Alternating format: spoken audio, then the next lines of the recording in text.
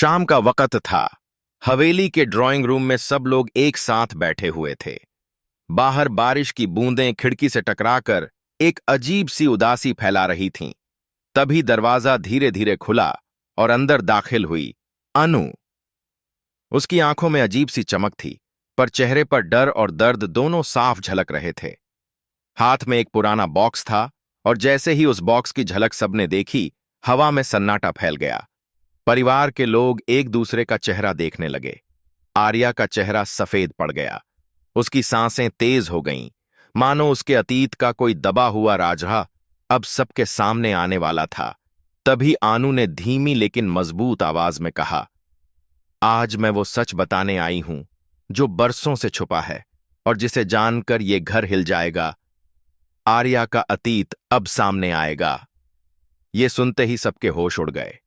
मीरा ने चीखते हुए कहा, अनु, तुम झूठ बोल रही हो, आर्या का कोई अतीत नहीं है। लेकिन आनू ने डटकर जवाब दिया, सच से भागना आसान नहीं है मीरा, और आज का सच पूरे परिवार को आर्या का असली चेहरा दिखा देगा। सबकी निगाहें आर्या पर टिक गईं। उसका गला सूख गया, होंठ कांपने लगे, पर आवाज नहीं निकल रही थी। तभी आनू ने बॉक्स खोला। उसमें से कुछ पुरानी तस्वीरें, पुराने खत और एक वीडियो रिकॉर्डिंग निकली। तस्वीरों में आर्या किसी और लड़की के साथ मुस्कुराता हुआ नजर आ रहा था।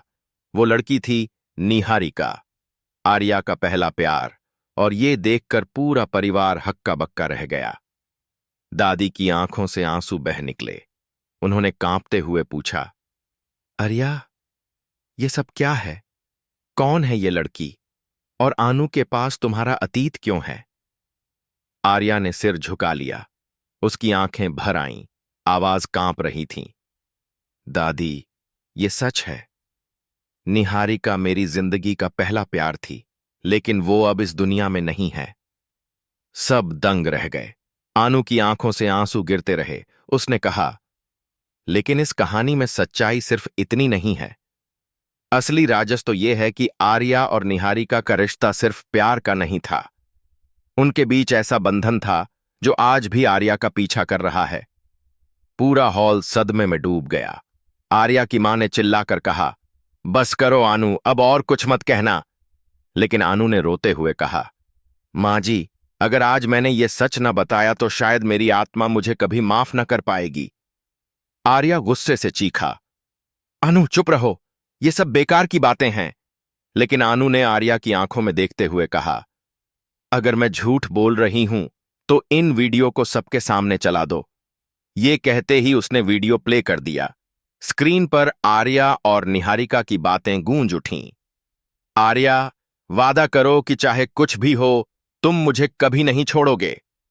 और आर्या की आवाज आई, निहारिका, तुम मेरी जिंदगी हो। अगर मैं तुमसे अलग हुआ तो सांस भी नहीं ले पाऊंगा। ये सुनकर सबकी आंखों में आंसू थे। प्रेरणा, आर्या की बहन, ने गुस्से से कहा, भैया, आपने हम सबसे ये सच क्यों छुपाया? हमें क्यों अंधेरे में रखा? आर्या चुप रहा, लेकिन अनु ने आगे कहा, मैं बताती हूं क्यों। क्योंकि आर्या की जिंदगी का सबसे बड़ा गुनाह इसी अतीत में छिपा है।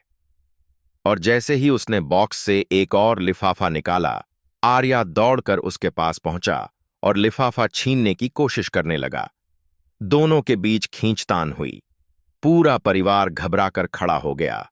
तभी लिफाफा फट गया और उसमें से एक बच्ची की तस्वीर जमीन पर गिर गई। सब दंग रह गए। आर्या के चेहरे का रंग उड़ गया। आनू ने चीखते हुए कहा, हां, ये सच है। आर्या का अतीत सिर्फ प्यार की कहानी नहीं है।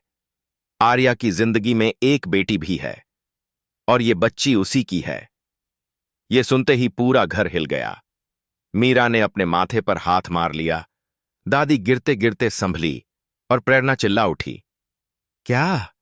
भैया की एक बेटी है और हमसे इतने सालों तक छुपाते रहे? आर्या वहीं जमीन पर बैठ गया। उसकी आंखों से आंसू बह निकले। वो बुदबुदाया, हां, ये सच है। निहारिका मेरी पत्नी थी और ये बच्ची मेरी बेटी है, लेकिन किस्मत ने मुझे उनसे छीन लिया। पूरा परिवार सदमे में था। आनू रोते हुए बोली, लेकिन आर्या, तुम सच बोलने की हिम्मत क्यों नहीं जुटा पाए? इस घर को धोखा क्यों दिया? आर्या ने सिर उठाया और टूटी हुई आवाज में बोला, क्योंकि मैं डरता था।